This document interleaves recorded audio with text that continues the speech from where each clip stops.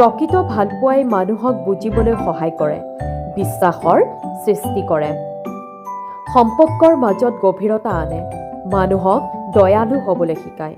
কিন্তু মোহে সদায় কিবা পোৱাৰ আশা আকাংক্ষাৰ জন্ম দিয়ে আৰু যেতিয়া আশা পূৰণ নহয় তেতিয়া শত্ৰুতা সৃষ্টি হয়।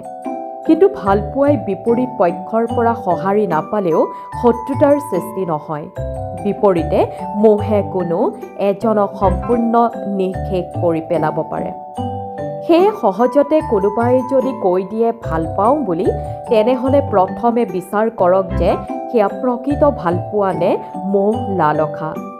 সঁচা ভালপোৱাত কোনো স্বাৰ্থ নাথাকে, কোনো দিয়া লোৱা থাকিব নোৱাৰে, থাকে মাত্ৰ অকৃত্ৰিম ভালপোৱা।